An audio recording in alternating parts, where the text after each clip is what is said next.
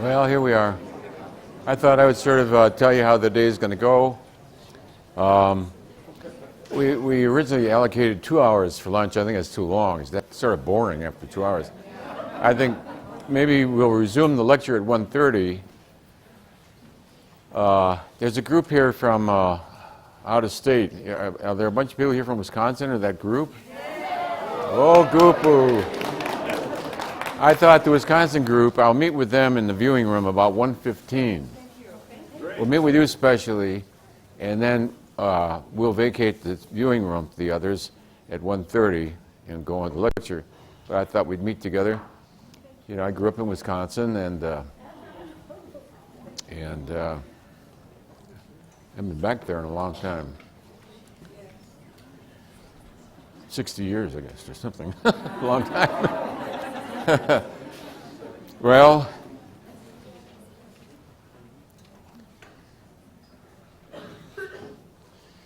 the evolution of consciousness. Do we have, we'll explain how the ego arose. People in spiritual work are concerned with the ego. Huh? And in the 400s, where people are intelligent and well-read, they know that that's their problem, how to transcend this ego, how to approach the ego.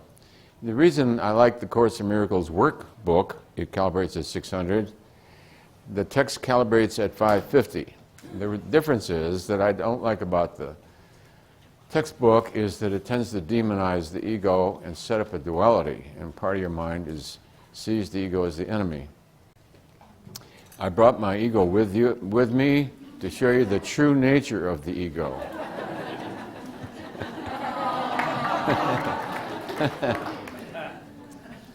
The ego is troublesome, but it's really a pussycat when you begin to understand what it's about.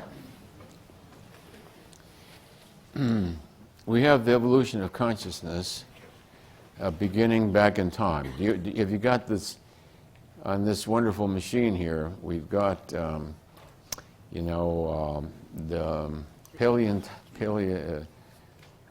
paleontology. We've got, Earth epochs. Yes, that's very good. See, life, if you understand the ego, then you stop demonizing it. Can I take this off? Yes, okay. I don't know what's going on. Somebody has to tell me half the time. So, you see, there's no life on Mars. We knew that with kinesiology before they went there.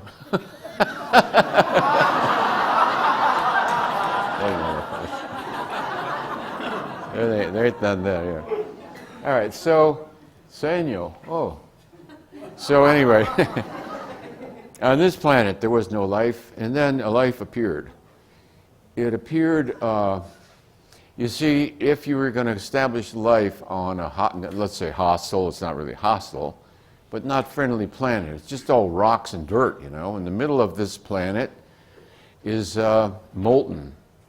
The center of the Earth, then, is a fireball, which over zillions of years, quadrillions of years, gradually cooled down enough that the surface was congenial to life circumstances. Well, it's a fiery ball at a couple thousand degrees Fahrenheit. It's not too friendly to life. Although life did manage, there's bacteria that live in the center of the Earth in the molten lava. So life is tenacious. So what would be the first principle and rule of life if it were going to establish itself on this planet? It would have to be programmed then to serve its own existence. The core of the ego then is self-serving, because without self-servingness, no existence is possible. Life then requires energy. It doesn't have enough energy, and so the essence of life is to get energy. The amoeba goes out there and gets energy. In the beginning, the first signs of life, bacteria. I got this thing here, I'm not used to it yet. It says, be careful, don't shine it in anybody's eyes, so I'm a little scared of it. in the, you know, this is so far long ago that I don't even know what those words mean, but if we calibrate what's at this time of the rock age of oldest dated rocks, 1,850 with about 10 zeros after it ago, first signs of life, it's below this, it's at 1. Bacteria are at 1. Algae aren't aware they are, and viruses are not aware they are. Virus just reproduces DNA, but it doesn't know that it is. Bacteria is the first, it calibrates at 1. Then you see the evolution of consciousness throughout the ages. You see consciousness gradually. Scorpions at 17. Now I know why I never liked scorpions much. And sharks, you see, shell-crushing sharks. And so you see life has to evolve. Self-interest. Self-interest is the necessity. So if it wasn't for the selfishness of life, none of us would be here. So no point demonizing selfishness. If it wasn't for selfishness, you wouldn't be. Because life would not have survived. It survives because it's interested in me that I get. I don't have enough energy, enough molecules, so I'll eat somebody and then I'll have more energy.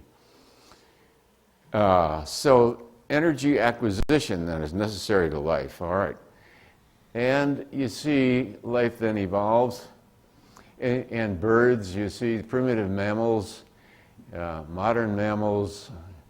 So you see the evolution of consciousness over great eons of time is completely and totally self-interested until you see the animal kingdom at 200. Have we got animal kingdom there?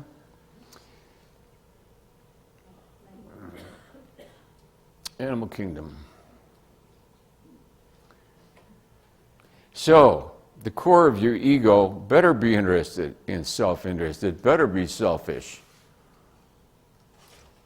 Otherwise, you won't live long enough to become spiritual. Thank you, bacteria. We love the protozoas. And I got a present from my sweet wife. She gave me what is it? A trilobite, yes. So we calibrated our trilobite at back here, crustacean at 3. So my trilobite at home calibrates at 3. We get up to 6, the fish at 20, sharks. You see how these are all self-interested. Here's a Komodo dragon. Can you believe there's somebody crazy enough to get into a Komodo dragon's cage with him? That was Neville Chamberlain before World War II. As long as you're nice to the Komodo dragon, he'll be nice to you. Mr. Bin Laden is just misguided, and if we're nice to him, he'll be nice with us. Thank you. So Komodo dragon bit the guy. Well, he didn't die, so he had some good karma. Reptiles at 40, and then we get to the predatory mammals, snakes. The thing about predatory mammals is you can make them pets for a while. As they get older, they revert and will kill you, as the lady who raised the lion found out. And remember some years ago, back in maybe the 50s, their ocelots were sort of a craze with ocelots. The only trouble was the ocelot got older, he started to eat your child, so you had to get rid of him. So we found out ocelots don't work because their inner nature is the way it is. Therefore, freedom is not denial. Freedom is relinquishing denial and seeing it as childish naivete. Yeah? Then we see the whales and the dolphins. Some people cheer for the dolphins. Let's hear it for the dolphins. Hey. Migratory birds, birds of prey, rodents, rhinoceros, songbirds, doves, polar bears, grizzly bears, water buffalo, You see, a bear is fun, but he'll also kill you. If you wait long enough, as he gets older, one day he's going to get pissed. Now it's over for you. I'm trying to get people out of spiritual naivete. People become spiritual, it's hearts and flowers and piety. And they're diddly. They walk you right over the cliff. Walk you right over the cliff. Why? Because that's not discernment. Discernment is the opening of the third eye, the knowingness that you just know what is integrous and what is not. Until the third eye of the Buddhic body opens up, you have to take the word of others. And kinesiology certainly serves that purpose. So the water buffalo is a renowned killer of humans. The wolves, the hippopotamus kills more humans than any other animal. That's always a strange statistic to hear. You don't know, why are people in the water with the hippopotamus in the first place? It isn't really the alligator. The alligator kills a lot of people too. It's not their fault. It's not the hippopotamus' fault. Anybody's idiot enough to get in there with them is just picked how they're going to leave this planet. Some things become sanctified. Very interesting. We did food before and after it's blessed. The highest quality food, the highest energy is homemade food that's then blessed. When you bless food, it jumps quite a few points in calibrated energy. You actually transform food. That which is made by love calibrates much higher than that which is made by machine. Food made by machine very often makes you go weak, actually. There's a couple of brands of cat food, which I won't mention, that my cat won't touch. And we calibrated them, they're below 200. Amazing. Cat knew it. Won't eat calibrated food below 190. And they're established brands. I think of all those poor kitties out there being forced to eat that stuff. So we bless our kitties' food too. God bless this food for our kitty, you know. So bless your kitty's food. All right. The reason I started to say that was it was really interesting for this new book I'm just finishing. Oh, God bless us when it's out. And we try to tell the truth about everything. That's, you know how popular that will make you. There's a famous quote, I forgot who it was, Montaigne or somebody. It says, after you tell the truth, leave town.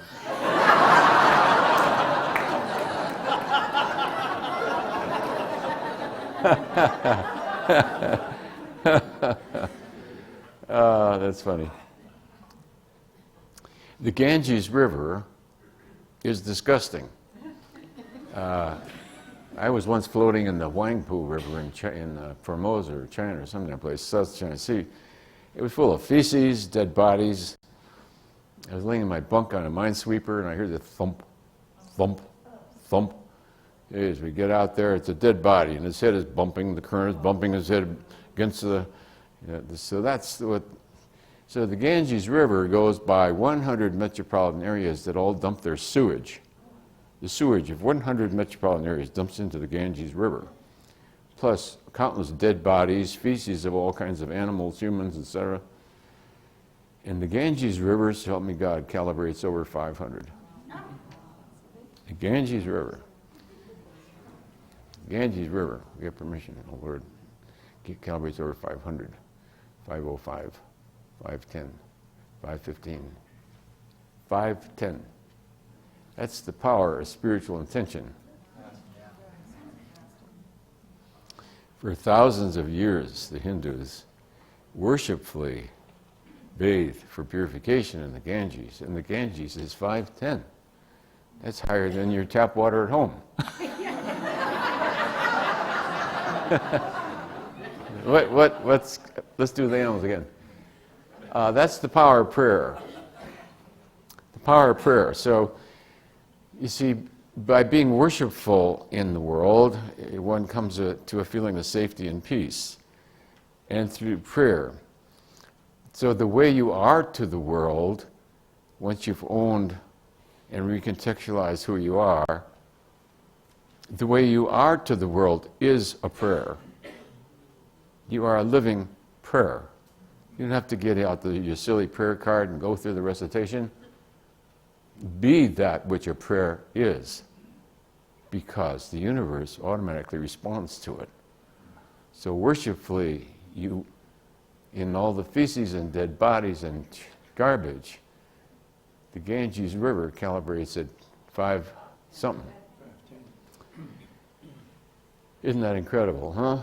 So then the hippopotamus, you get the, at 200, I'm going to figure out how to work this thing yet here. At 200 then, you see a shift of consciousness.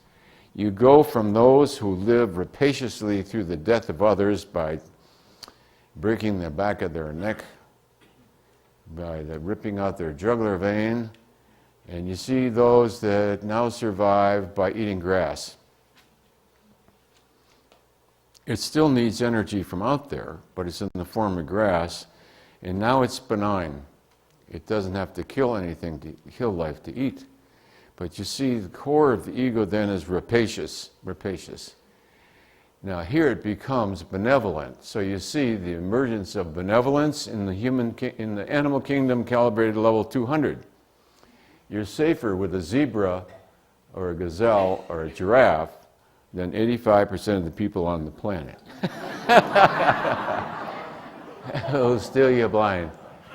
Deer, bison, domestic pig, elk, dairy cow, sheep, range cattle. Now, when I calibrated some of these things, sometimes I did them too quickly. Oh, a reader of one of the books sent me a letter. All right, so when you calibrate something, I realized I'd made a difference in the calibration of elephants. He brought it to my attention. It's because when you're doing calibrated energies, if you're in a hurry, you may do, one time you picture a herd of African wild elephants. And one of those elephants could be a male who's in musk. Another time I picture Indian elephants. Another time I remember I did picture an Indian elephant with a mohat, or what do they call them on the back, mahat pushing up a tree. And then you've got circus elephants. So it makes a difference to which of those elephants you picture, and I didn't always picture the same one. One time I remember African elephants in the wild, and another I pictured a guy with a howdah on his back, you know. Also, we process things differently. We process how a thing looks, how it sounds, how it feels. So when it gets down to microscopic calibration, we don't do microscopic. What we're trying to convey is a generality. But there may be research problems in which a variation of a couple of degrees is significant. In that point, you have to be consistent. So if you're going to calibrate a thing and what you're picturing is how your mother feels, or how she looks, or how she sounded, it's going to be different, see? So you'll have to use the same way every time you do it. So I didn't realize that, and I'm glad he brought it to my attention. There was the elephants, and there was some other one in which I calibrated differently. Oh, monkeys. See, the monkeys in the African wild in the tree, it gives you a different energy than monkeys in a zoo, and gives you a different picture than monkeys that hang out in spiritual places in India. The different monkeys will give you different calibrations. Most people are just trying to get a generality. Really what we usually ask is, you know, a thing is either integrous or not. That's the main thing we want to know. All right, so I'm not going to say that these are exact. They're probably plus or minus. In the book we just finished, we've got at least 1,000 calibrations. And let's just see how accurate that book is. The calibrations in the book I'm just finishing vary more than 1%, 2%. The calibrations last time we did it was 3%, but I corrected some. Plus or minus 3%. All right. So, and before it goes into print, we'll recalibrate them again. But I do want to admit that error. That's the 10th step in AA. When you're wrong, you admit it. Something world leaders have never discovered. I've heard some of the biggest names in America get up there and lie through their teeth, and I say, why don't they just admit that and say, yeah, I mean, so? And go on with it. I mean, it's unbelievable, you know? Yeah. All right. So you just say, yeah, I was wrong. Yeah. All right, so here we see then, and also a racehorse is more evolved than a regular farm horse. So when these animals become involved with humans, their consciousness advances. So a kitty cat feline nature is 240, but a house cat jumps to about 250. And the same with the dog. He becomes a family dog. He jumps to at least 5 points. And the monkeys that I was calibrating one time were friendly, happy monkeys at 250. Gorilla is a very, very nice person to be with. Chimpanzees are. And as we said before, Alex, the gray, trained elephant gray, is 401. Alex actually knows how to think, and so does Coco. And here comes love galloping up through the heart chakra, bypassing the whole rest of the animal kingdom. And you got a kitty's purr is 500, dog's songbird's song 500, and a dog's wagging tail is 500. Isn't that amazing? So, consciousness then is the essence of life. Life, in order to survive, has to be self-serving. So there's no point in feeling guilty about ego, because it had to be self-centered in order for you to get here. However, then it evolves past that, and the spiritual energy begins to flow at 200. The transformation begins at 200. Let's just do that for fun. Kundalini energy, we have permission in front of this audience, oh Lord, begins to flow at 200. It does not flow below 200. And the etheric brain does not exist below 200. The etheric brain starts at 200, and it's a consequence of the flow of the Kundalini energy. Yeah. So people below 200 don't have an etheric brain. What's the point of faulting them for being non-integrous? By what way would they be? They got no means of knowing truth from falsehood. So now here is your ego. As you can see, he's evolved from the animal kingdom.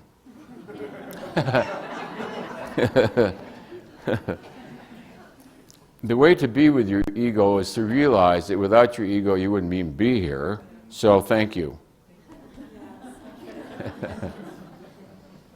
The other way to disarm is to not get polarized against the ego.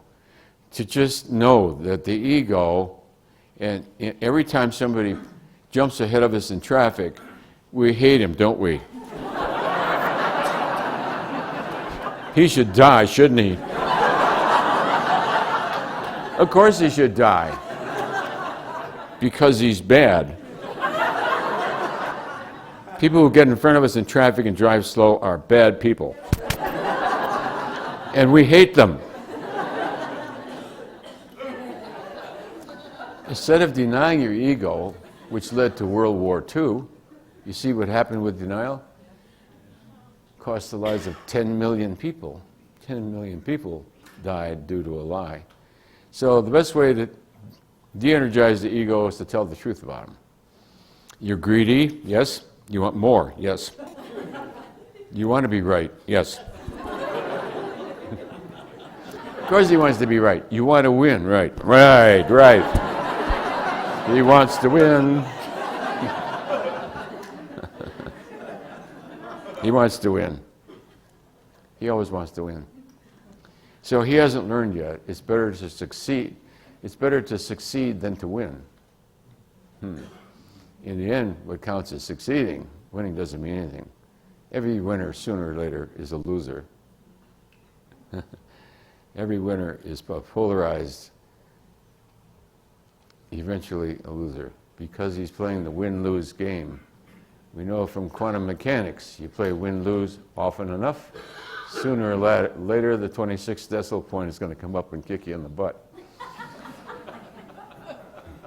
So you listen to me now, will you? Yes. It's better to succeed than to win. Okay, boss.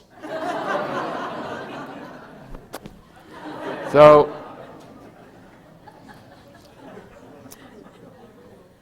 the way we dissolve the ego is through love, through compassion. Not because we read it in a book, not because Krishna said it, not because Jesus said it, but because we see it for what it is. What else could the little bear in us do except do all it can that it thinks it's supposed to do for survival? He thinks he's supposed to win. Supposed to win, supposed to win. Okay, go on.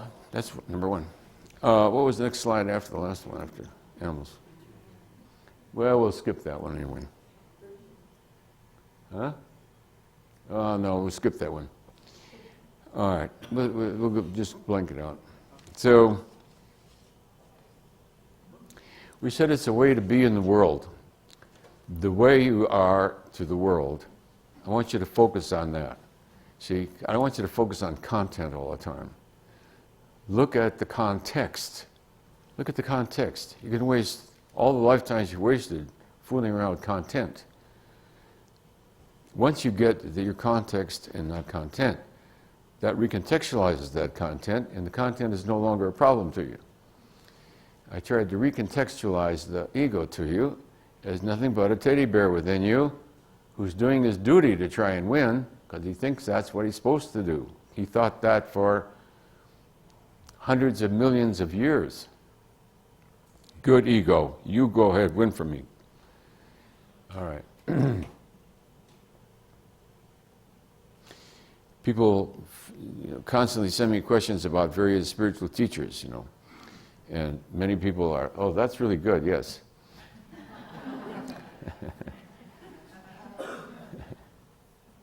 Yeah, leave that on, okay. They're always asking me to calibrate somebody or some entity on the other side or something I really don't want to calibrate. And I don't like to be quoted as, he said so-and-so, If you know what integrity is about, then you don't have to calibrate a teacher. So let's say, what is a pure spiritual pathway? What is a pure spiritual pathway? First of all, it doesn't glamorize itself. It doesn't dramatize itself.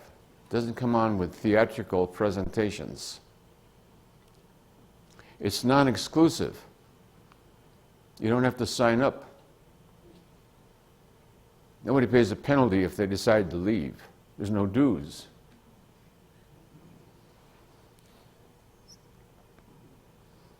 It doesn't adulate the leader. Whoever's the leader, that's just his job. Leading or teaching. Teaching is a function. So the person serves that function. Therefore, you accord him respect because he's fulfilling the function. Just like I do the milkman who delivers the milk. Street cleaner cleans the street. We accord them the respect due to the fact that they fulfill their function. Without their function, we wouldn't exist. When garbage delivery removal stops on the streets of New York City, it's really a disaster. I lived there through it, and you really learn to respect the garbage man. So we respect people for what they are. See, so adulation of gurus, is a great trap. And the gurus that fall into it, there's a whole group of them on the other side of the planet that all fell, about 8 or 9 of them, all big time, all fell at the same time. And I only realized what the reason was. I was having breakfast with somebody who was a friend of Gopi Krishna, Pandit Gopi Krishna, who wrote the famous book on Kundalini energy. And he said when he first went to India, he spent years with Gopi, he says the Indian people explained to him, we're not scrupulous here. Oh, scrupulosity is not a requirement of success in that culture. Just saying whatever you think will get the sale or win is fine. There's nothing wrong with it. See, we grew up in a Judeo-Christian culture in which that's wrong. There's not wrong. It's a very organic culture, and snake charmers and everybody who can boondoggle you and get your pennies, do so. And there's nothing wrong with it. So there's no point in demonizing. All right. So a true teacher then teaches from what it is. The teacher is teaching from what the teacher has become. Doesn't teach by authority of externals. It doesn't quote something and then quote it to you as a teaching. It stands on its own. Integrous spirituality and truth stands on its own. It doesn't have quotes from famous people. What famous people think about it is totally irrelevant. It stands on its own. Why? And it has nothing to gain. There's nothing to be gained, you see. So the teacher you're looking for is not looking for any kind of gain. Doesn't need followers. Why would they want followers? Can you imagine everywhere you go, they're trailing behind you? And you go to get on a streetcar, you wonder if all your followers got in. And everywhere you look, you got followers, you know.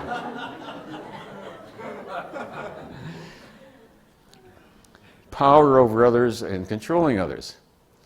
A good teacher doesn't tell anybody how they should live, their personal life, what you should wear, what you should eat, your sex life, your marriage life, your family life. Why would a spiritual teacher be interested in your personal life? That could be more boring. You know? You want to get divorced? It's up to you. It's your decision. You want to stay with her? Fine. Want to eat meat? Yep. Want to eat meat on Fridays? Yep. Eat meat on Fridays? Boy. That's worse than any other day, you know. Eat meat on Good Friday, man, and you are really... Or you got to wear a hat. Or you got to wear a hat or not wear a hat. Take your hat off, respect God. No, put your hat on and respect God. I don't know whether to put my hat on or off. You know what I'm saying? All right. So you don't need fancy, strange garb, you know. You don't need long hair. You don't need sandals. You don't need piety. Piety is a strange thing. It's a naturalness to the way you are within the world. True piety is worshipful in that you present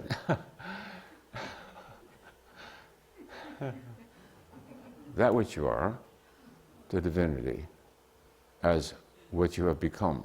No? In so doing, one serves God and one's fellow man. So there's nothing to gain. There's no desire to control people, have them sign up. There's no reward. You sign up 3 of them and you get an extra $50. So there isn't any market-level marketing, multi-level marketing.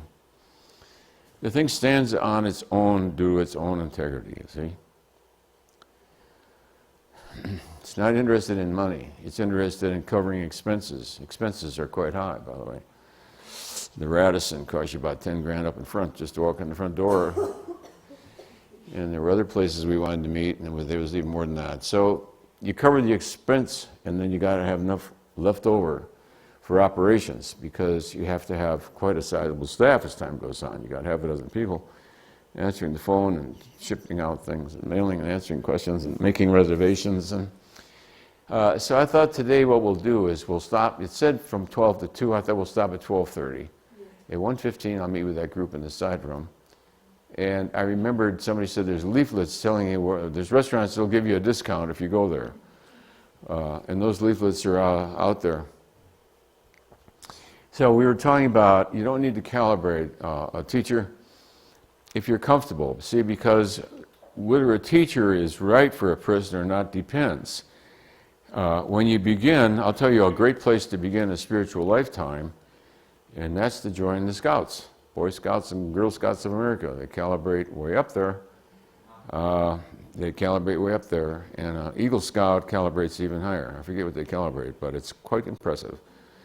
A good place to start. Scouts starts you off right at 450 or 460 or something like that. That's a hell of a good place to start. That beats about 90% of the world to start out at 460. So you don't have to go to strange places and seek out people in esoteric garb, you know, because those are dramatizations. And India is the home of that. They've learned the art of spiritual seduction. The art of spiritual seduction. So what you're looking for in a teacher is somebody who has the recognition of the relatively erudite spiritual seekers, it's not that you won't waste time. He's not interested in status, not interested in control, not interested in money, doesn't self-assign any special titles. What is the title of the teacher? Well, if you're teaching, then I guess teacher. If you're a swimmer, you'd be swimmer. If you were a skier, you'd be the skier. The group skier, right? So teacher just does teaching because that's the function, you see? That's the function. So one is one's function, and one's function comes out of one's realization. So the true teacher then is merely the reflection of the inner knowingness. There is no personal self that decides to say this. It doesn't process things. There's no processing. It is that, and then speaks spontaneously of that which it is. Therefore, there is no design. Everything happens spontaneously. When you become that which you can be to the utmost, to the world, you are a prayer. You've become a prayer. Recitations are nice. We were talking about piety. There's a certain level at which piety is natural for a moment. The minute I look at this audience, I feel worshipful. And if I don't watch it, tears begin to flow. Sort of joyful ecstasy. Then there's another kind of piety that's sort of a holier than thou piety. Draped in robes and incense and tinkle bells and things. It's sort of a dramatization. It can itself become an addiction. Just like asceticism. I went through asceticism. You can live without anything. It's great. However, extreme poverty and asceticism becomes in itself an addiction, you see? So you transcend that. It's all right to have stuff. You don't have to have an aversion, and you don't have to have an attraction. So what the person is looking for when they want to calibrate a true teacher is somebody who is naturally the expression of that which they have become. Therefore, they don't require falsity because all they are is just being that which they are. Yeah? To just be that which you are. To just be that which you are. Like Satchmo, just is who he is. Louis Armstrong calibrates way up there, 5'10" or something. He's one of the top guys. Satchmo just came from universal love. Just was what he was. Didn't have to make any poses. Didn't have to control people. Doesn't need anything from you. Doesn't want to tell you what you should wear, who you should be with, all about your sex life, what you should eat, meat, fish, what? Non-controlling. So freedom then, freedom is the natural expression of spiritual truth. You know?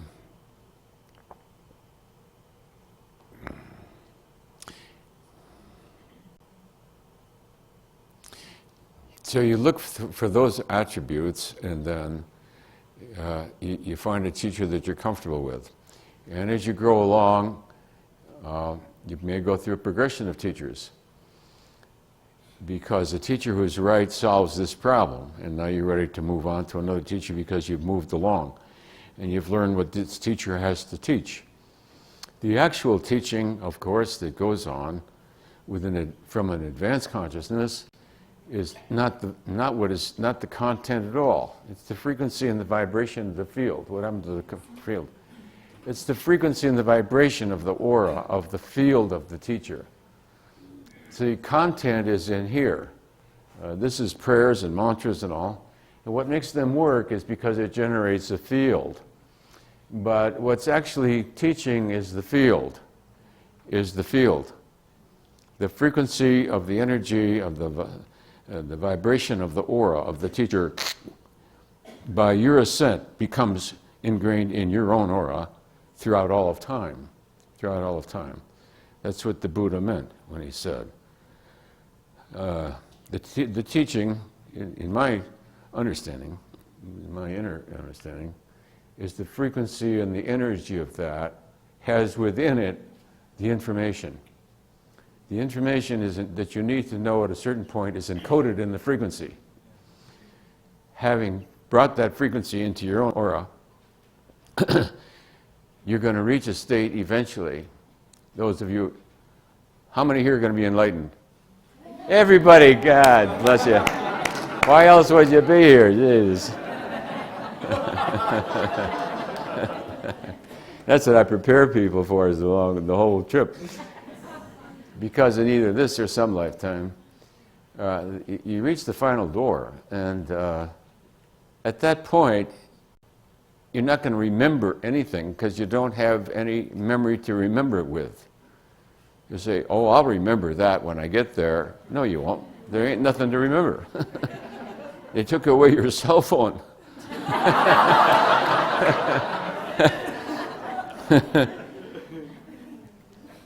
You forgot God's number. What the hell was his number?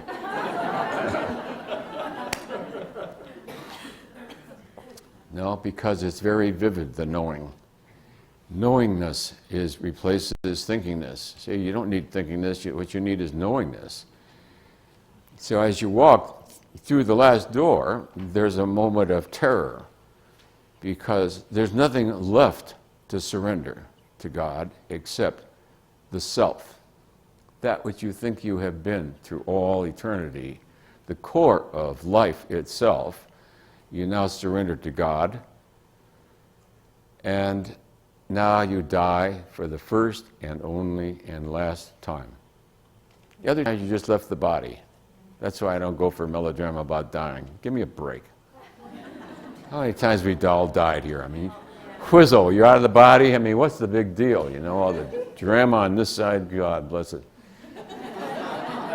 No, this time, you're really going to need the knowingness, because without the knowingness, it's terrifying to walk through, because you realize you are actually walking into actual death. This is death, that you do have to give up your life. Whoa. Now the full understanding of that comes forth.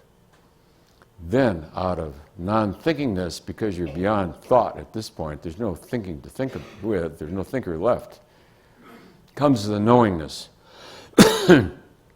So the teacher must have absolute, concrete certainty. The only concrete, absolute certainty for which one is taking karmic responsibility for that which is being said, because everything I say, I take karmic responsibility, and I'm very aware of the price of error. At the doorway, the knowingness comes to you to surrender life itself. The knowingness comes out of like Zen, to walk straight ahead no matter what. Because all fear is illusion. Maybe except this instance. That's okay for 99.99%, but what about the last iota? And there takes the great courage.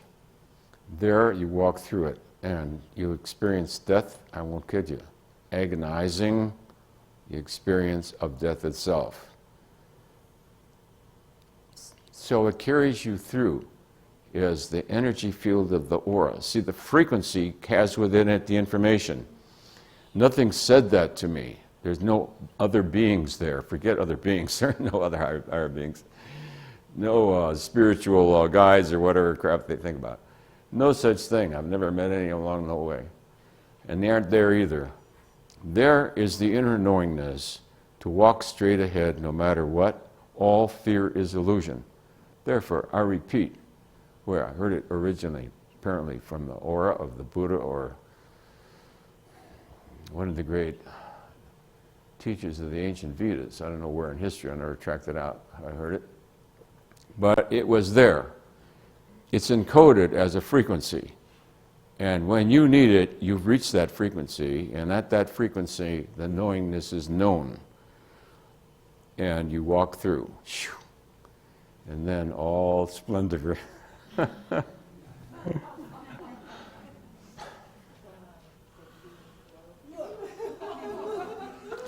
Shines forth.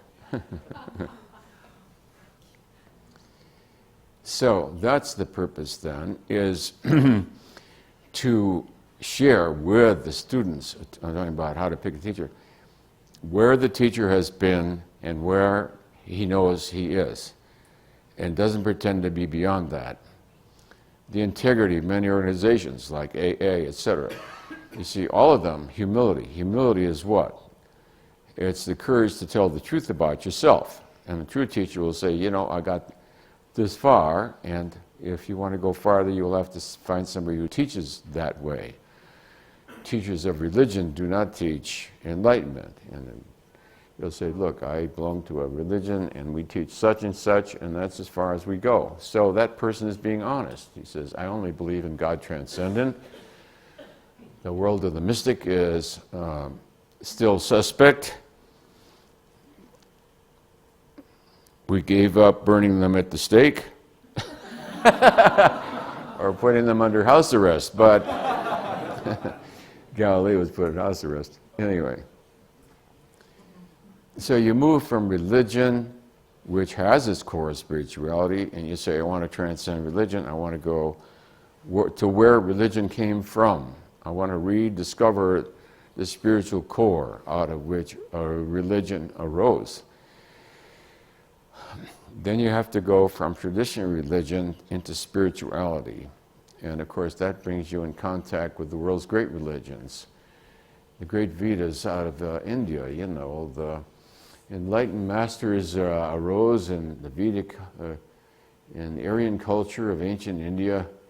There were enlightened gurus by 7,000 BC.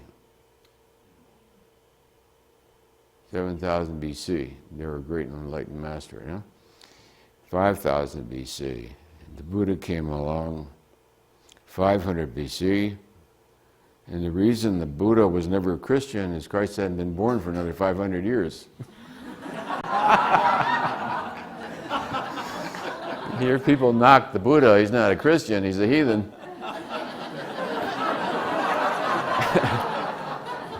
Christ wasn't born yet.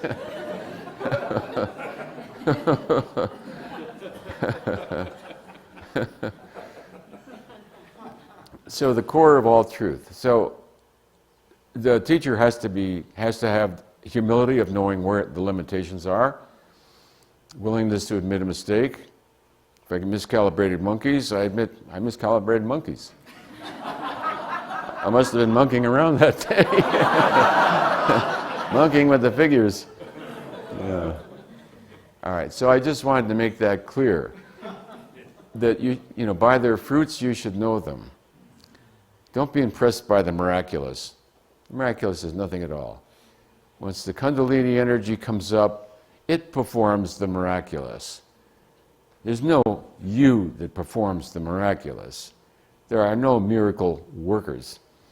When the Kundalini is very powerful, it will heal that to which it is destined to go, and you don't select it.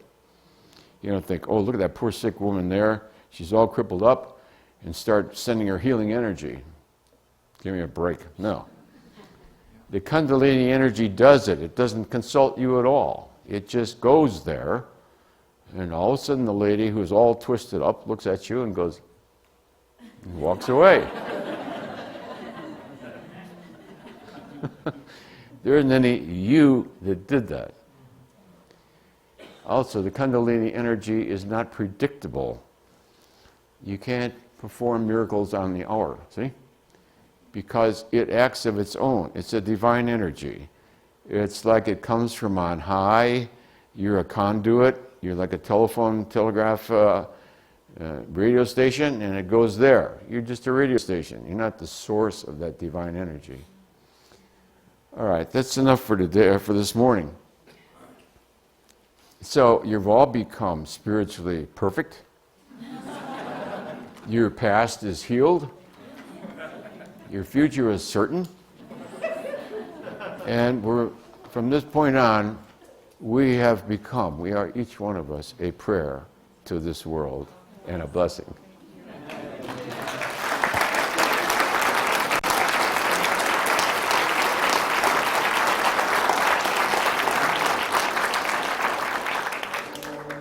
1:15, I'll meet with the Wisconsin group. We'll slice cheese and sausage. At 1:30, the main group will resume. Sheboygan is the world's foremost producer of sausage. Boy, I'll tell you, good old Wisconsin summer sausage.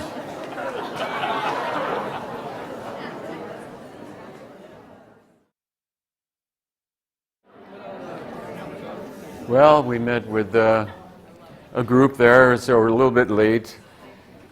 And we didn't know how long it'd take to get in town, out of town, and meet with the group and get here. But we got it done. I wanted to just bring, the group did bring up one of the spiritual errors is, there's two of them. One is falling into the lower astral, the middle astral, which the New Agers tend to do, middle astral more. And then altered states of consciousness. See, altered states of consciousness, like learning biofeedback to go into alpha states, etc., and various altered breathing styles, anything that's artificial. You can create an altered state, which is interesting. You can do astral projection and all kinds of wondrous tricks with it. But it is not the same thing. You see, you don't have to do anything to try and make a thing happen. That's dualistic. There's a you doing a certain practice to make a thing happen. You understand? That's dualistic. In reality, nothing is causing anything. So to save 60 lifetimes, I guarantee 60 lifetimes,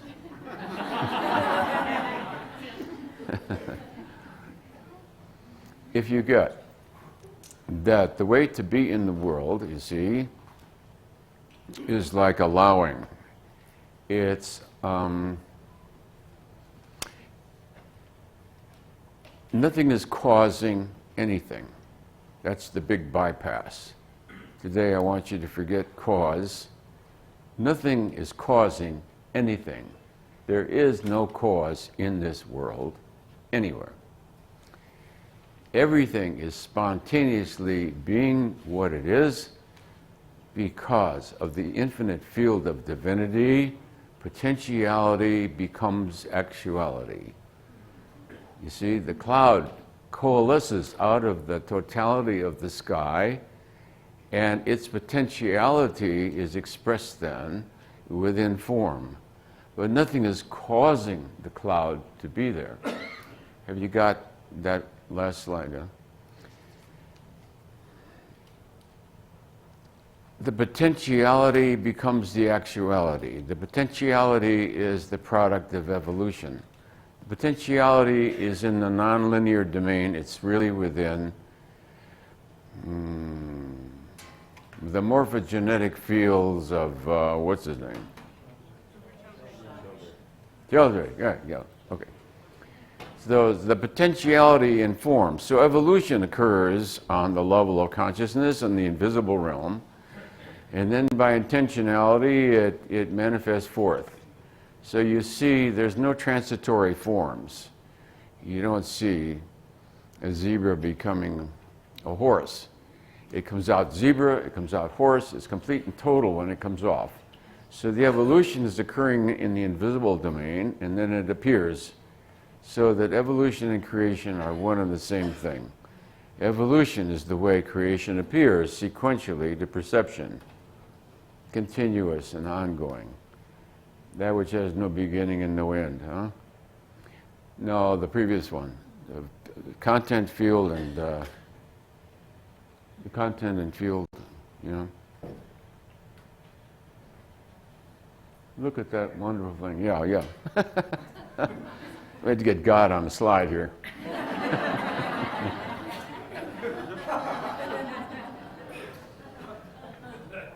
This is content. This is Newtonian science, you see. Now, whether a thing manifests or not depends on several things. One is the favorability of conditions. Therefore, you can put a seed in the ground. Now, what happens is it has a potentiality to become an actuality, but nothing can force it to do so under favorable conditions then. So its karmic design is that under favorable conditions, its potentiality becomes an actuality. But you cannot force a flower to do anything. Well, you can't force it to become a turtle either. People don't believe in karma. I say, well, how come a butterfly isn't a turtle then? Huh? Tell me that. Because the flower has the karmic propensity to become a flower and nothing else. So truth cannot be defined except within context. Except within context. Nothing is true except under certain conditions. So the conditions are the proximate field. This is the weather, this is political climate, many other things. If cause is not the explanation of phenomena, then how do you explain phenomena? First of all, phenomena is an arbitrary selection. Everything is in continuous flow, and if you say, this moment started now, this moment started there, well, you just picked it out of there. There is no such thing as a moment there, you see. A moment is all in your mind. There are no moments in the world, therefore there's no happenings to explain. Isn't that nice? Gets you off the hook with everything. So one inherits by karmic evolution over great periods of time a potentiality, which by intention or by the power of the field becomes an actuality. I always liken God as an infinite electromagnetic field. Now you know how an electromagnetic condenser works. An electromagnetic condenser is still until you present it with a charge. And then the charges line up on the electromagnetic condenser equal and opposite to the charge. If you present it with a lot of electrons, it'll automatically, so it only reacts to that which is presented to it. That's the kinesiological response. The field of consciousness then is still unmoving, doesn't do anything, but it is the giant electromagnetic field in which all the us little iron filings line up by virtue of our design. So freedom is the freedom to choose within the options that we have karmically earned to have presented to us. We cannot say yes or no to becoming a turtle, you know what I'm saying? So,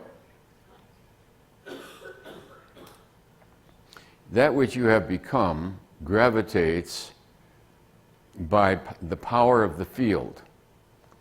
That which you have become automatically aligns itself in the field over here. Because that which you, therefore, there's nobody paddling your canoe except you. There's nobody has the rudder on your destiny except yourself, which is a little scary. That which by choice you choose determines where you settle out within the field. So like is attracted to like, and each one filters. So as we leave the body, one automatically is aligned with the field of that which you have become. There's no necessity for an arbitrary God to give you a good smack for being bad, because you are in hell already. Having chosen hell, some guy who blew up a big building knew that. He says, well, I know I'm destined for hell. He was probably correct. Having been there, I don't advise it. Blowing up people, I guess that's just the upper level of hell.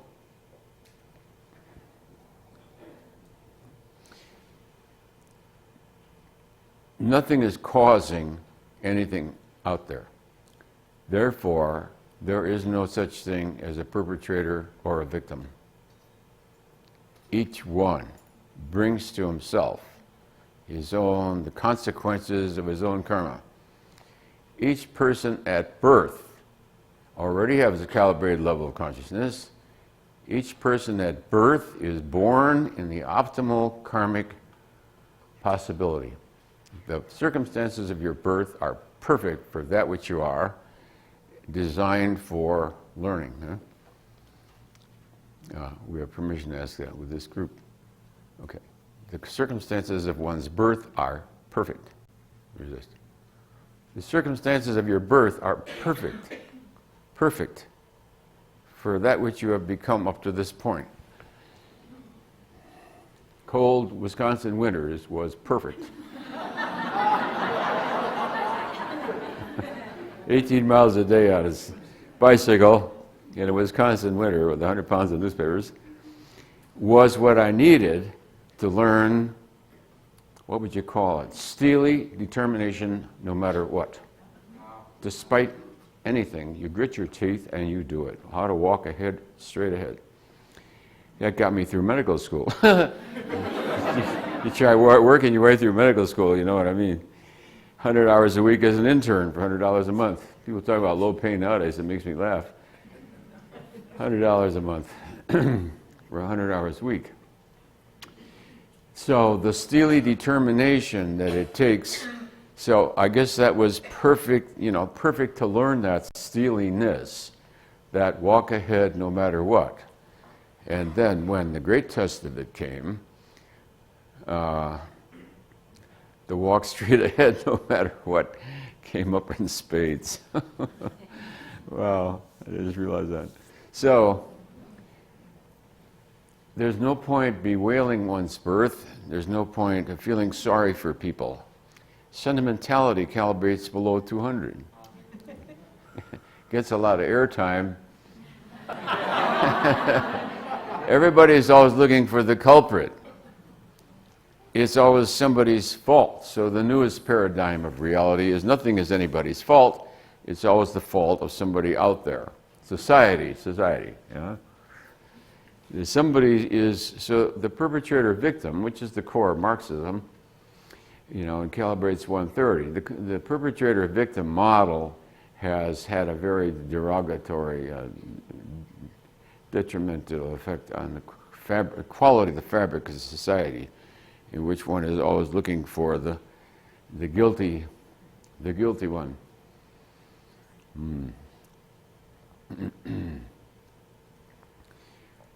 Oh, truth keeps disappearing all the time. What am I doing? What, do we pay rent on it? She's saving electricity, I know what. So this is the infinite, all-encompassing field of consciousness, omnipotent, omnipresent, omniscient.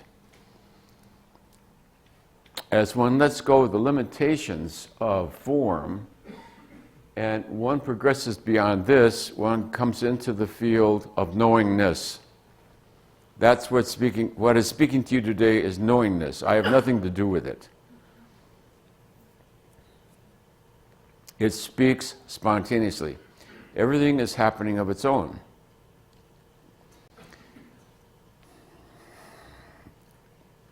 Which is a fact that comes to you with sudden surprise. There's the belief there's a you causing all these things to happen. I'll tell you, the trick of the ego is to claim credit for a thing 1/10,000th of a second after it has happened. I caught it once doing it. The ego claims credit for what is actually spontaneous. And it takes about 1/10,000th of a second, resist. 1/10,000th of a second. That's when the Buddha said you could glimpse the ultimate infinite truth is between two thoughts. No, it's not between two thoughts. It's right prior to two thoughts. Between two thoughts sort of sets up the Newtonian image of thoughts being like billiard balls, or one thought's causing another one, you see? No, every thought is arising out of nothing. Every thought is arising out of nothingness. Prior to that thought, there's nothing. You'll find right now at the back of your mind, there is a still field which doesn't do anything or say anything, but is what registers everything. The only way you can know what's being said is there's a silent knowingness which is nonverbal. The capacity for hearing this, the capacity for knowing this, the mind is actually silent. Out of the silence arises, out of sort of an anlagi of a thought, dogginess, dog, and then if you allow that thought to progress, it's going to become old Rover, then it's going to be old Rover was hit by the truck, and then how we all cried, and then big slobbery story. You're lying there in bed and you're redoing Rover getting run over by the truck, rerunning the whole story in your head. No, you see that coming. It's not even Rover yet. By focused meditation, you can see how this, once you let it loose, it begins to amplify itself because we're enamored of our thoughts.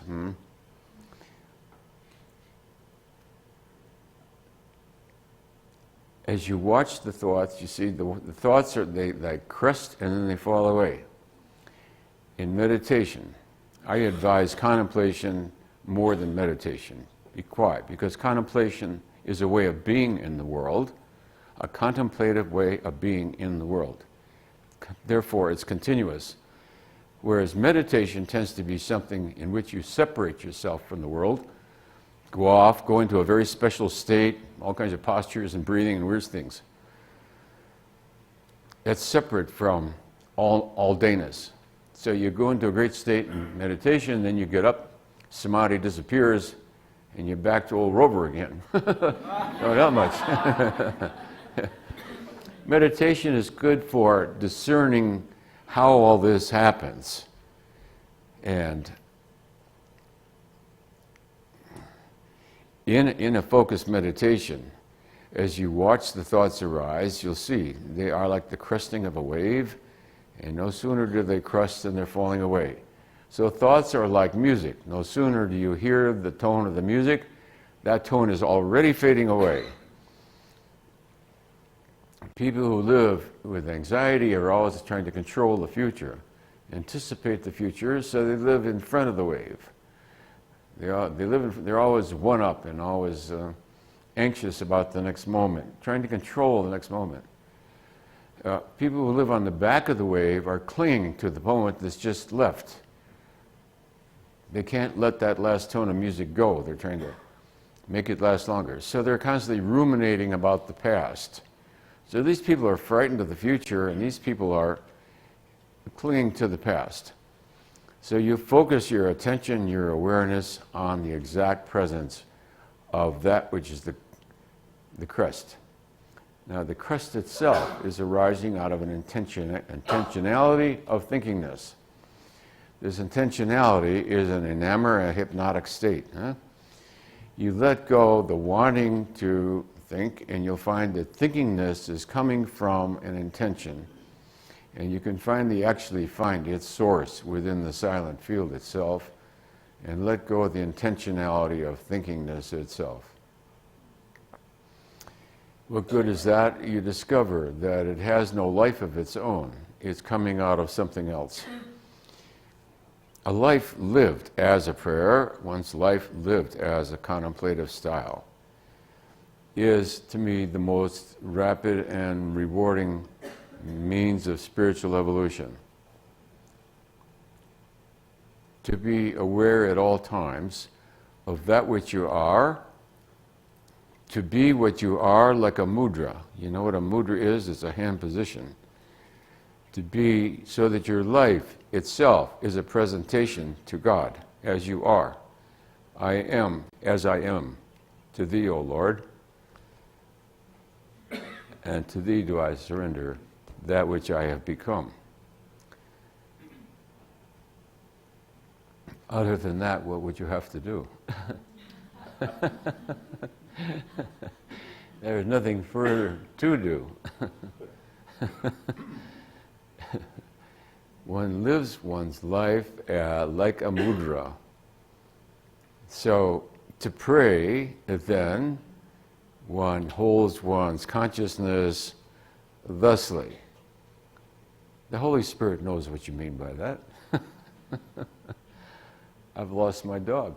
I asked for a miracle to find my doggie. Every time Kitty gets lost, I just go like that. and Kitty gets found. For which I make a big donation to the church on Sunday.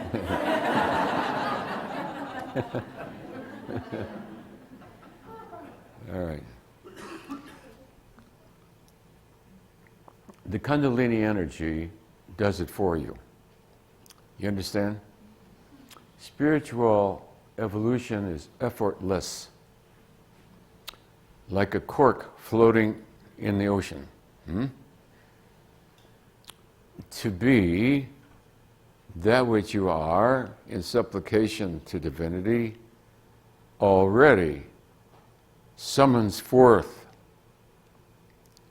the infinite powers of the universe in your behalf. You don't have to do anything else.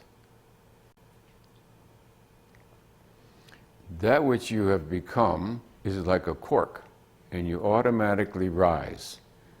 Not because there's a me doing that, but by virtue of that which you have become, one floats higher and higher in the water, effortlessly. To me, spiritual work is effortless. It's a decision, it's a commitment.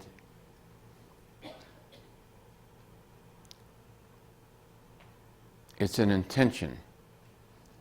That intention then aligns you with whatever you need to be aligned with. A decent regret takes care of the past. Trust, faith, and surrender takes care of the future. And in the present moment, you don't have any problems. Consequently, what would the mind think about? What would you think about, mind? You'll probably fight for existence. Are you going to fight for existence? That which has no reality doesn't have to be killed. I don't have to kill your mind. You don't even exist. I've got it beat before it starts.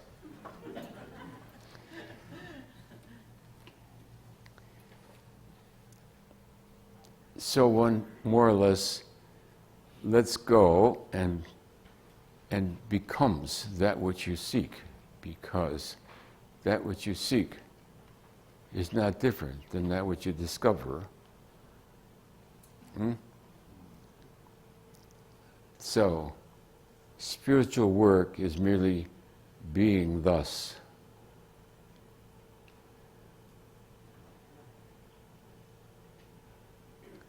Yeah. It's like the ultimate yin posture. The ultimate yin posture. But to get to the ultimate yin posture, you go through a spiritual night, the ultimate yang posture, and you kill people for Jesus. You kill infidels. You hate evil. Evil. But those are all the archetypes we go through as we evolve spiritually. You see, to cross over 200 is merely an intention. As I say, if you're a Boy Scout or a Girl Scout, Boy Scouts are at 450, Eagle Scouts are 460. Same for both the girls and the boys. That's one hell of an integrous start in life, to live by integrity, helpfulness, kindness, consideration, cordiality. I mean, those are, you're halfway there already. As I say, people who are lost, try joining the Boy Scouts, and when you get that mastered, move on.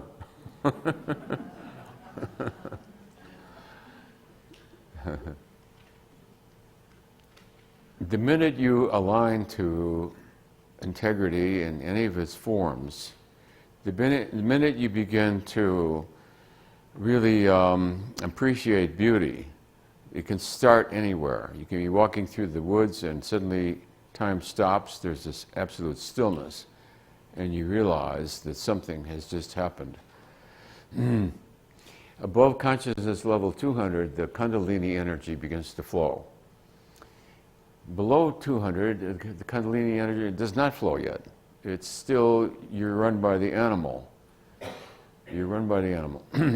Above 200 now, the Kundalini energy begins to flow. The Kundalini energy one of its effects is to create an etheric brain, a non-physical brain. When the physicality dies, the etheric brain lives on. Anybody who's been on a body knows that. So what people try to manufacture by various rituals and techniques is to control this Kundalini energy, which all you have to do is get out of its way. It begins to flow. When it flows, let's go to the, the one about brain chemistry. When the Kundalini energy begins to flow, it has a transformative effect. It changes brain chemistry, it changes brain physiology, it creates an etheric body. It's responsible for the miraculous. The experience of it going through one's body is incredible. It has the healing capacity for healing. The healingness then, the Kundalini energy, together with your karmic merit, etc., begins to heal things. In this physicality here, there was at least 15 or 20 grave illnesses that cured all by themselves. There's what the brain looks like, in case you haven't looked at yours lately. Here's the limbic system. Let's go to the next one. All right, so this, of course, is hard to see from the back of the room. It's in the new book, which will be out by summer. Hopefully, yeah. This sort of is short for what I'm talking about, Kundalini energy and physiology. And in the animal's primarily, I'm talking now in a right-handed person, is primarily left brain. It's concerned with survival, this and that. It has to stay alert to survive. So the left brain then, sensory input goes very fast via the relay center in the thalamus.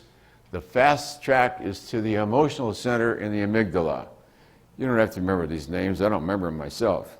That's why they're printed up there.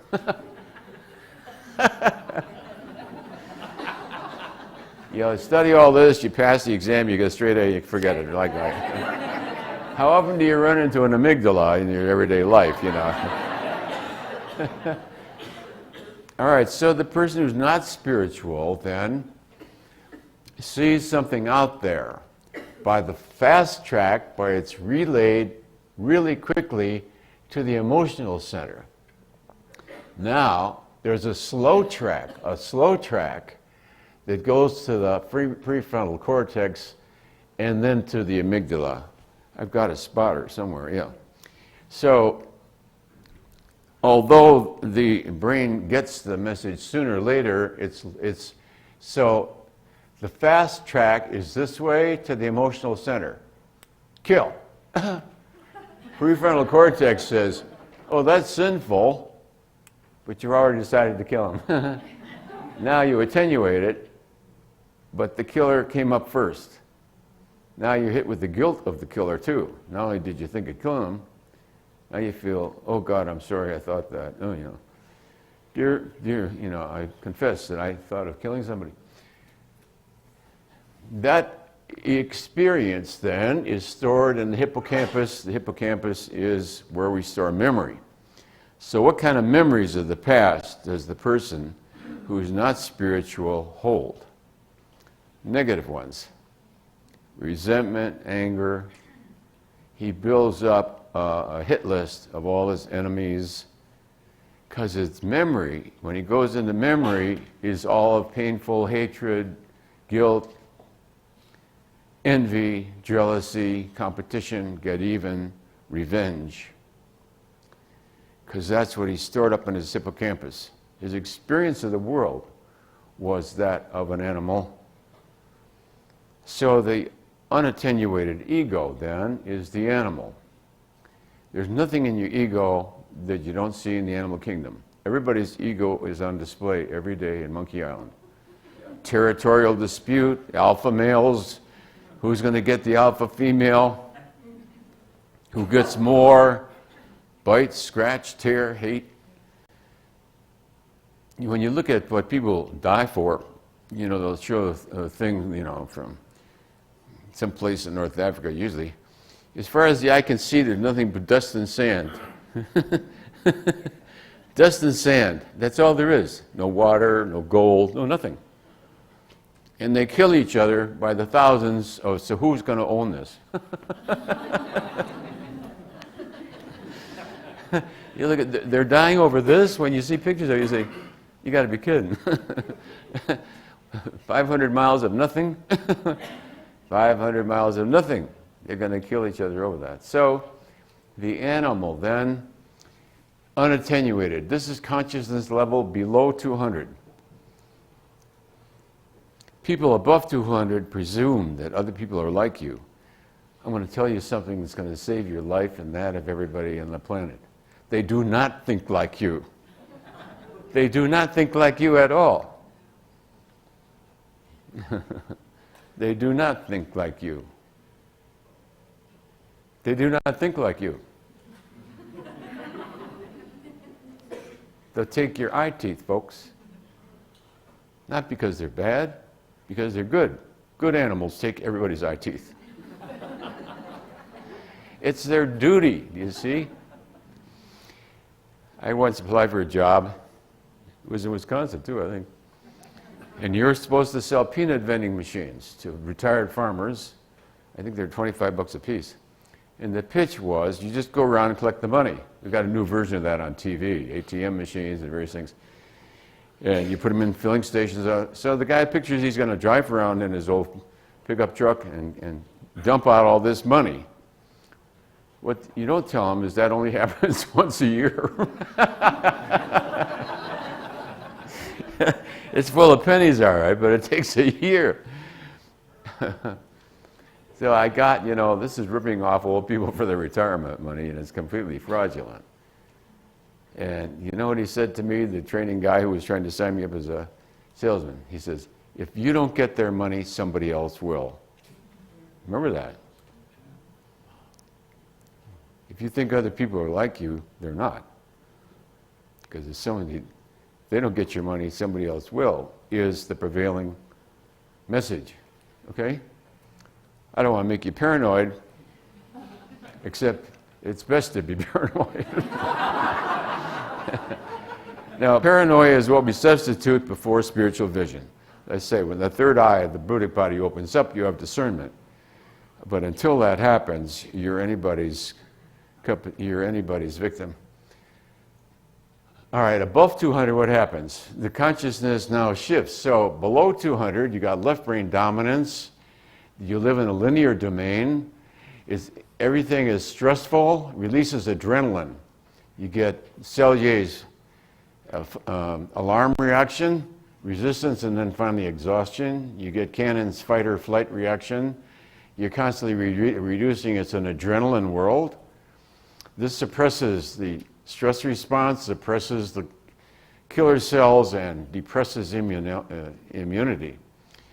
And suppresses the thymus. That's why Dr. John Diamond recommended the thymus thump. Ha ha ha ha ha ha ha ha. Because this blows the acupuncture meridian. Repeatedly blowing the acupuncture meridian, because the various meridians are associated with various organs in the body, you're constantly interrupting the energy to the heart or to the liver or the stomach, small intestine, big intestine, whatever. You repeatedly do that and you finally kill yourself. Enough interference in the energy to the heart chakra, and the heart begins to get heart disease. Okay. So you keep blowing the acupuncture meridians and you end up with a negative physical state. Depleting is constantly shooting out adrenaline. You deplete the neurotransmitters in the brain, of which serotonin is the most common. Huh?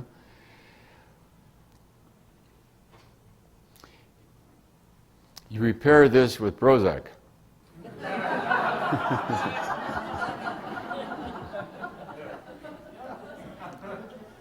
A lot of people in our society suffer from a Prozac deficiency. At least a third of the population at some time during their lifetime will be seriously depressed. This is due to genetic factors. Genetic factors, depression and alcoholism tend to run genetically in the same family. So if you've got a brother who's alcoholic, the likelihood is about 4 times higher that you may become depressed. So there's a genetic factor involved as well, brain physiology and genetics. And what happens above consciousness level 200 now is, in common parlance, you become a right brain person. We're talking about now as the right-handed person as the standard model. Left-handed person is the other way. Above consciousness level 200 now, the Kundalini energy begins to flow, and now the same sensor input goes fast track through the etheric brain to the emotional center. And your experience of the world is totally different. Above 200, you think everybody in New York City is friendly. It's a fact. You can talk to any cab driver, you can talk to anybody. I'll do it on video. I'll just walk down the street, stop any stranger, and immediately start a conversation with them. What the hell do you think of so-and-so? Listen, right where they're talking to you like they've known you for 20 years. It's like we know each other, you know what I mean? The cab drivers are friendly, everybody's helpful. It's a wonderful place. Why? Because you're experiencing a different world. This is a different world. So this person now in the emotional center says New York City is a wonderful place. He stores in his hippocampus the memory of New York being friendly and helpful and happy. All the waitresses were friendly, the cab drivers were great, the hotel was wonderful. What more can you ask? They actually live in 2 different worlds. So when I say, don't think that these people do not think the way you do because they do not live in the same world you do. You think everybody thinks in the same world. That's very naive. They do not live in the same world you do. You say, how can people indulge in so much hate?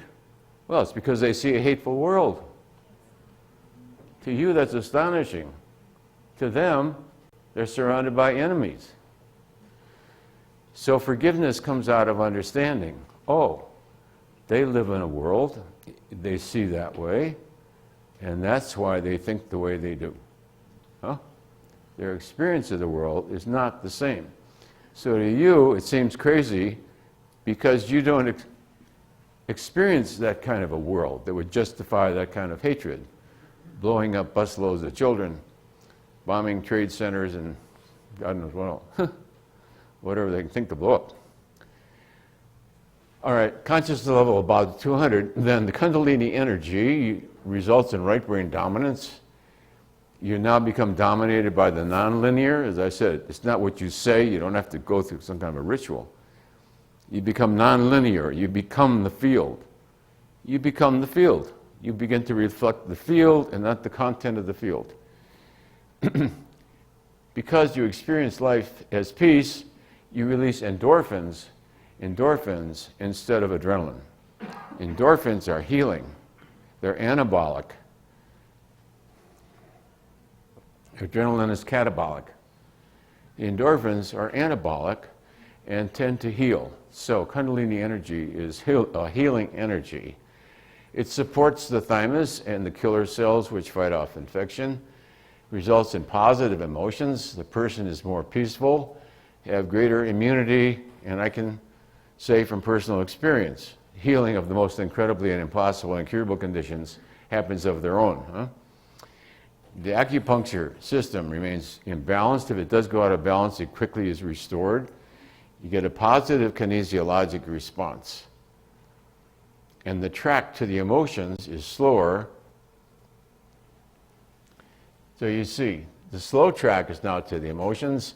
The fast track is through the cerebral cortex and specifically the etheric brain. Specifically the etheric brain. So spiritual knowledge, understanding, and learning is stored or is processed through a special place in the prefrontal cortex of the etheric brain. What I just stated is true.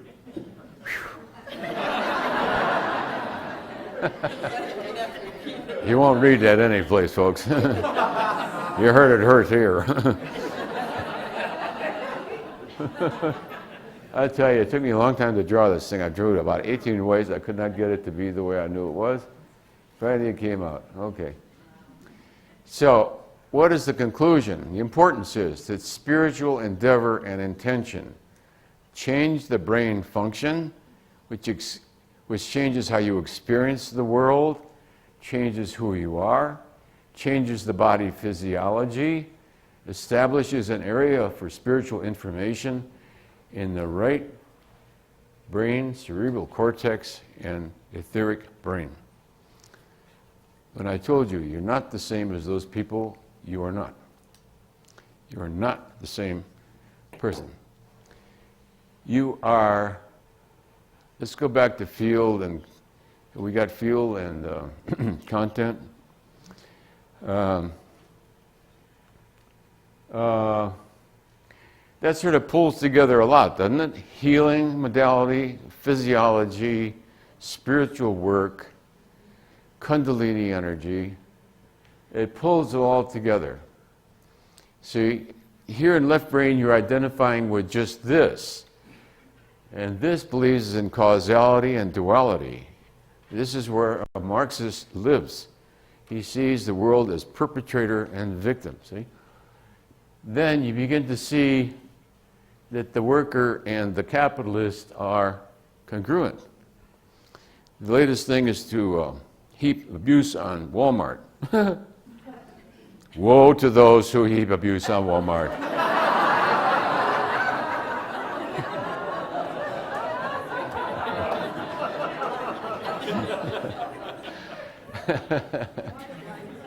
Well, anything that becomes successful in our world, becomes a target for abuse, and Walmart is no exception. Here, this week's issue of Fortune magazine. Good or evil? Is Walmart good or evil? It's hysterical. And of course, the thing about Walmart is that it's so big and successful. And a certain segment of society hates anything that's big and successful, no matter what it is.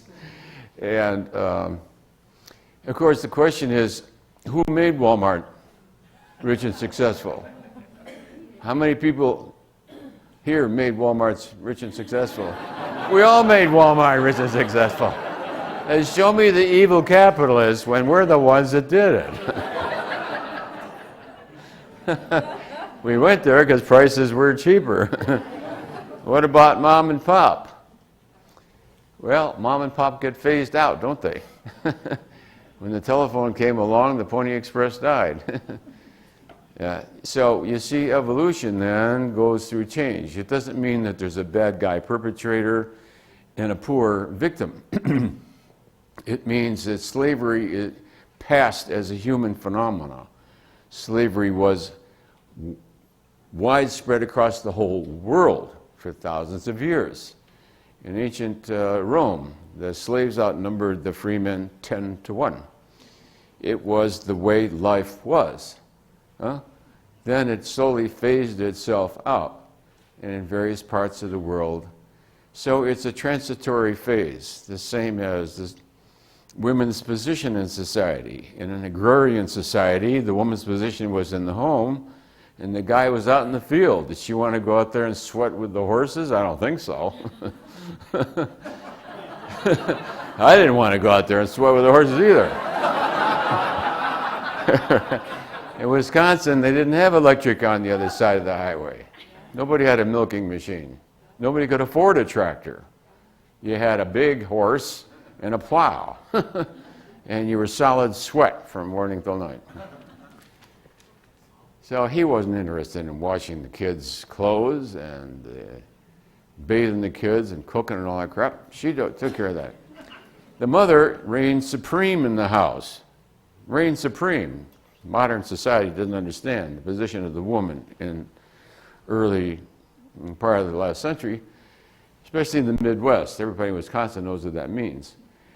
The mother, when a woman entered the room, you stood up. You stood up, and you honored her by opening the door for her. The mother reigned supreme in the house. And my grandmother would say, my grandfather would try to sneak through the living room with his pipe. He'd try and hide it by his pants, And she'd run through and say, Frank, the drapes. You weren't allowed to use bad language in the presence of a woman. Women had a separate entrance to the bar in the back. Men were vulgar, they were at the bar, they used bad language. Women sat at the back, and men watched their language around women. Don't you see how respected they were? They were loved and respected. The mother was supreme. Out in the field, the man ruled. He ruled. But he ruled over what? The inanimate, machines and crap like that. Horses, shoveling horse poo. He was the king of shoveling cow poo. Getting sunburned and all sweaty.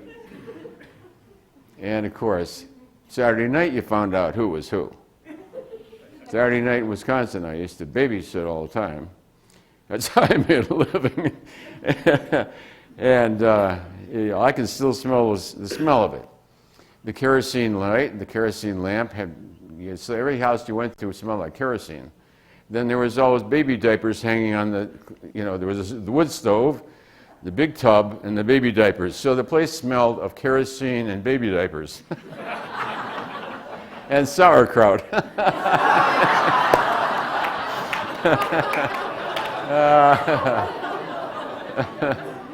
But the woman, don't you see, was revered.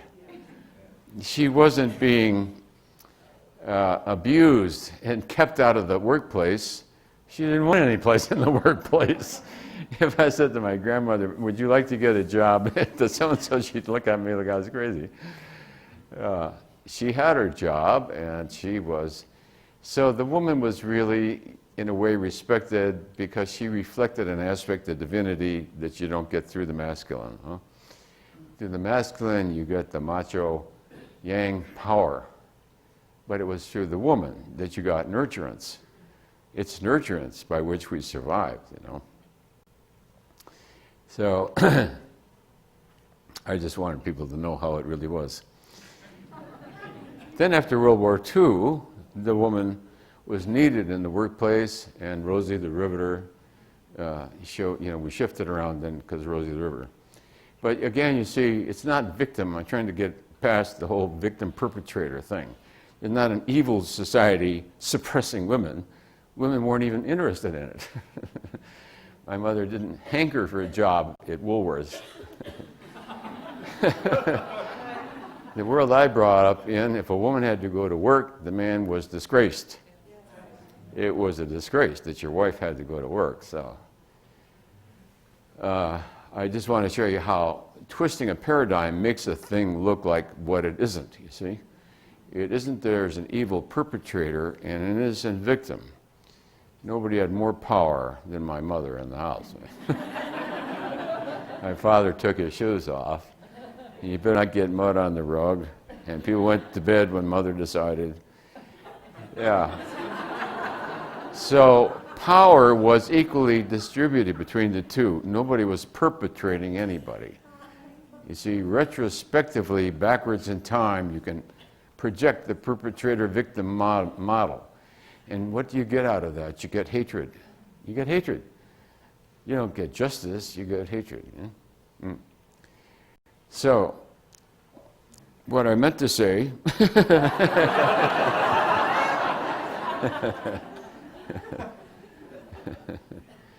when you see men and women as equals, you realize, all these positionalities are done. People get up there and they like to, grandstand because their ego loves causes. There's nothing the ego likes better than causes. Save the grasshoppers, save the forest, save women, save...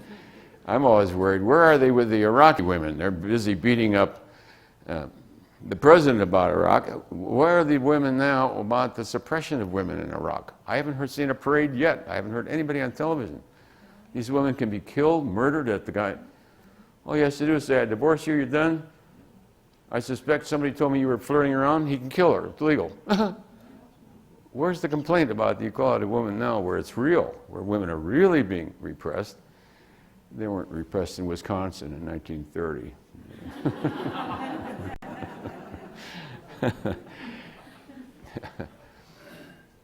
So the field then, everything is the consequence of the field.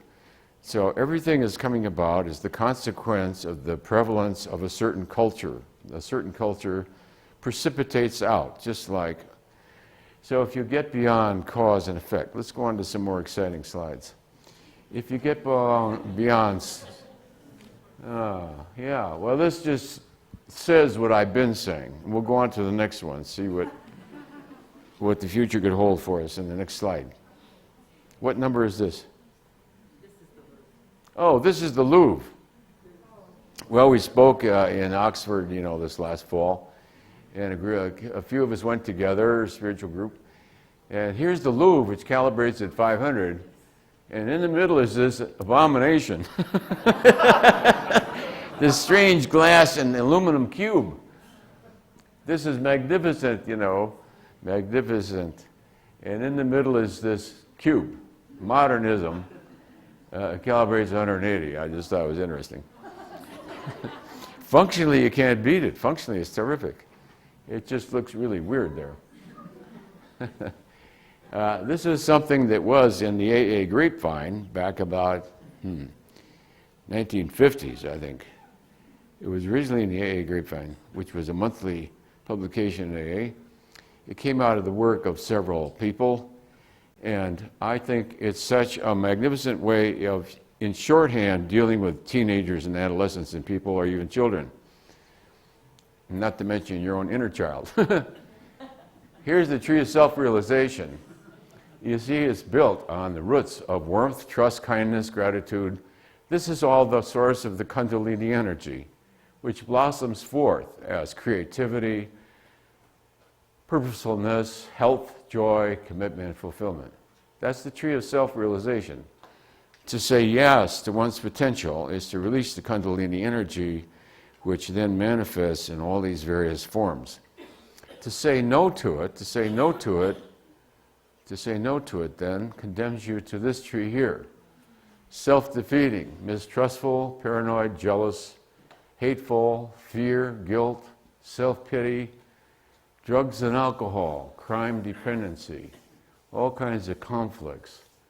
Bad enough it becomes apathy, a feeling of emptiness, alienation, and mental illness. So it's very simple. I didn't have this when I was working with the girls at Mingus Mountain, but the last lecture I gave there, I finally retired from there, and I meant to bring my watch with me. I got one of those watches like you get when you've been with the railroad 20 years. Fantastic. You push it, boing, and it tells you the time. It's wonderful. I love it. Got my name engraved on the back and all. So I gave a parting lecture, and I had just come across this. It was sent to me by a gentleman that thought we might use it in our work. So I thought with teenagers especially, it's very simple to say, look, which life do you want, You can have this tree or this tree. It just makes it so clear, diagrammed, and obvious. Which do you want? Drugs and crime, the recidivism, most criminals end up back in prison, or you want a rebirth and emerge as a tree. I like a quick visual like that. So I wanted to get a bunch of them made up for today because I think some of the people, when they see it, would just want one. So some of our office staff, Gil, in fact, and Karen, made up. So I've got 20. We got to put 20 of them out in the bookstore. Anybody wants them. But I just think it's just a great thing. And of course, if you blew it up to poster size and do it in color, and the original, this is green, and this is sort of various shades of brown. I mean, it's just a confrontation with which do you want? Which do you want? Which do you want? And it should make it very simple. There are people who hate the green tree. They do. They really are. They say no to God and they hate God. And so those who say no, that's your freedom. Freedom is to say yes or to say no. When you say no, you cut off the flow of the Kundalini energy and the consequences thereof. But isn't that neat? So we made 20 of them. I just thought maybe some of you from out of town. We'll get more made by the next one, and we'll probably put them on the website or something. I just think, for people doing work with kids, teachers and group therapists with kids and all, yeah, this Ralph, this was in the grapevine, 1952 or something. Came partly out of the work of Harry Tebow, and who else I forget. But it's just a beautiful contribution somebody made to us. So we should take a break, and then I'll finish a few more things I wanted to say, and then we'll have questions and answers. As you know, we share the dialogue with people with the audience. People ask questions, and I answer them, and sign books and whatever, and the whole group shares with it. It's sort of fun. You never know what's going to come up. So we'll take a break and we'll meet again. Then we'll do a grand finale.